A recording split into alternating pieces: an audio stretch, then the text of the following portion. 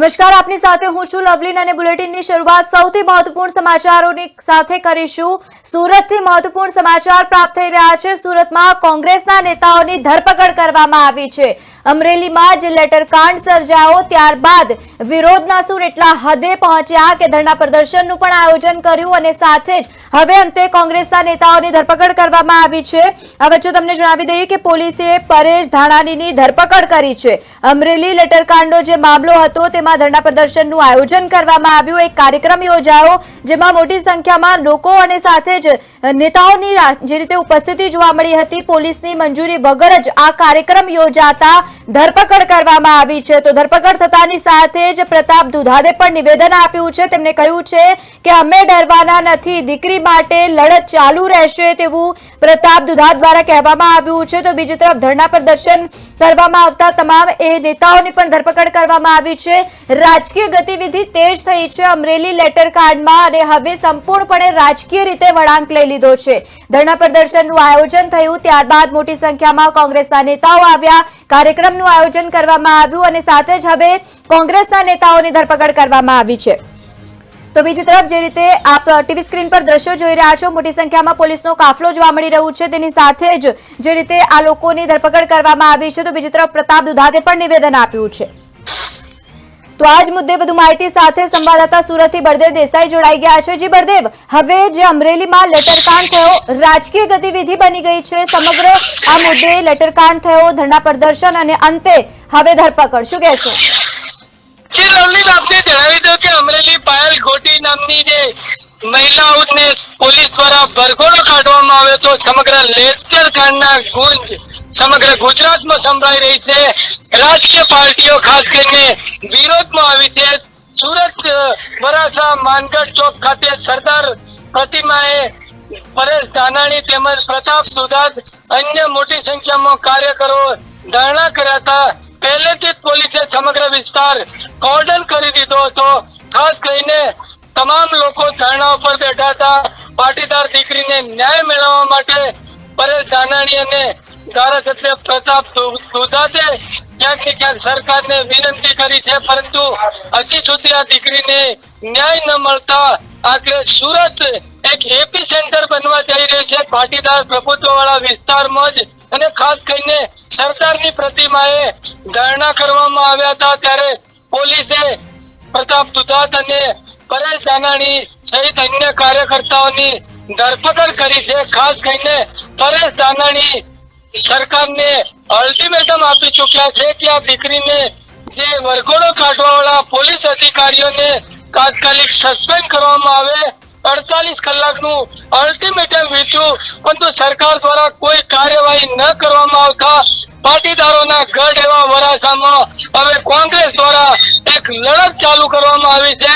એ લડતના ભાગરૂપે આજ રોજ સરદાર વલ્લભભાઈ પ્રતિમાએ ખાસ કરીને ધરણા કરતા પોલીસે પરેશ ધાનાણી સહિત પ્રતાપ દુધાત અને અન્ય કોંગ્રેસ કાર્યકર્તાઓની ધરપકડ કરી છે। જી બિલકુલ બળદેવ, અને સાથે જ પ્રતાપ દુધાતે નિવેદન પણ આપ્યું છે કે દીકરી માટે લડત ચાલુ રહેશે।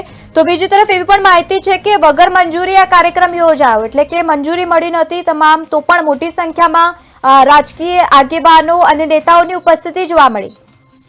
જી લવલીન, બિલકુલ ખાસ કરીને રાજકીય ગતિવિધિઓ અને જે પાયલ ગોટી પ્રકરણ હવે સમગ્ર ગુજરાતમાં ગાજી રહ્યું છે। વિરોધીઓ ખાસ કરીને ભાજપને આડે હાથે લઈ રહ્યા છે। ભાજપના અંદરના પણ ક્યાંક ને ક્યાંક આંતરિક સૂર જોવા મળી રહ્યા છે। નારણ કાછડિયા હોય કે અન્ય નેતાઓ ખુલીને સામે આવી રહ્યા છે।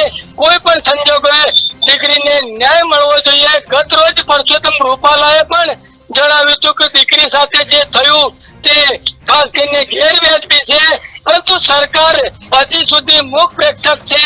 શા માટે આવા અધિકારીઓ પર કોઈ શિક્ષાત્મક પગલા ભરવામાં નથી આવ્યા? પ્રતાપ દુધાતે પણ ચીમકી આપી છે કે પોલીસ આજે અમારી ધરપકડ કરી લે પણ આ આંદોલન સમગ્ર ચાલુ રહેશે। ખાસ કરીને પાટીદાર પ્રભુત્વ વાળો વિસ્તાર વરાછા છે ત્યારે પાટીદારો મહિલાઓએ પણ ગત રોજ વડાપ્રધાન નરેન્દ્ર મોદીને એક નારીના સન્માનને લઈને પોસ્ટકાર્ડ લખ્યા હતા, ત્યારે હવે વરાછા વિસ્તારમાં ક્યાંક ને ક્યાંક રાજકીય ગતિવિધિઓ અને વિરોધનો વંટોળ શરૂ થઈ ચૂક્યો છે. બિલકુલ, અને સાથે જ બળદેવ, આવનારા સમયમાં કોંગ્રેસની કયા પ્રકારની રણનીતિ જોવા મળશે? કારણ કે નેતાઓની ધરપકડ થઈ છતાં પણ કહી રહ્યા છે કે લડત યથાવત જોવા મળશે, વિરોધના સૂર હજુ પણ જોવા મળશે. જી બિલકુલ લવલીન, આપને જણાવ્યું હતું કે આ સમગ્ર મુદ્દો ગુજરાત વિધાનસભામાં લઈ જવામાં આવશે. આગામી ચૂંટણીઓમાં પણ એક પાયલ ગોટી નામની મહિલાને થયેલા અન્યાયને લઈને લોકોના ઘર ઘર સુધી પહોંચવામાં આવશે. આમ આદમી પાર્ટીએ પણ અગાઉ સુરતમાં વિરોધ પ્રદર્શન કર્યું હતું. આવો મહત્વનો મુદ્દો કોઈ પણ પાર્ટી ગુમાવે તેમ નથી. ક્યાંક ને ક્યાંક આવા મુદ્દાને લઈને લોકો પાસે જઈને સંવેદના મેળવવા માટે રાજકીય પાર્ટીઓની મોડસ ઓપરેન્ડી હોય છે, ત્યારે કોંગ્રેસ પણ આગામી સમયમાં પાલ ગોટી ના મુદ્દાને લઈને જોરશોરથી લડત ચલાવશે.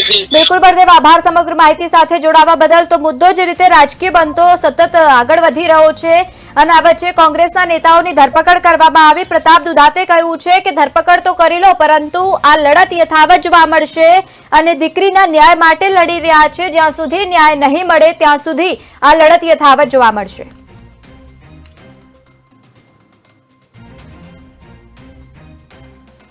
શ્રી સરદાર સાહેબની સાક્ષીએ એના સ્વાભિમાનનું રક્ષણ કરવા એક નિર્દોષ દીકરી એને ન્યાય અપાવવા માટે અમે 10 વાગ્યા 10 થી 5 માનગઢ ચોકમાં ધરણાની જાહેરાત કરી હતી.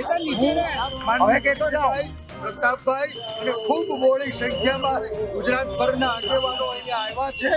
પોલીસે આખા માનગઢ ચોકને જ્યારે જેલ પહોંચવું હોય એ રીતે ઘેરી લીધો છે. એમ છતાં અમે સરદાર સાહેબના ચરણોમાં માનગઢ ચોકના પાદરમાં વંદન કરીને વિનંતી કરી છે, હે સરદાર, તમારું સ્વાભિમાનના રક્ષણ કાજે આ ગુજરાતની એક દીકરી એના ન્યાય માટે અમે આ ધરણાને શરૂ કરી રહ્યા છીએ. માનગઢ ચોકમાં મંજૂરી માંગી હતી, મંજૂરી માંગવાની કોઈ જોગવાઈ નથી. આ દેશમાં સંવિધાનથી દરેક માણસને સરકાર સામે સવાલો ઉઠાવવાનો અધિકાર છે. આંદોલનથી તો આઝાદી મળી હતી. આજ આઝાદ ભારતમાં આંદોલન ઉપર પ્રતિબંધ કોણ અને શું કામ મૂકી રહ્યું છે, શું છુપાવવા માંગી રહ્યું છે, ત્યારે અમે સરદારની સાક્ષીએ અહીંયા જ બેસી અને ધરણા શરૂ કરીએ.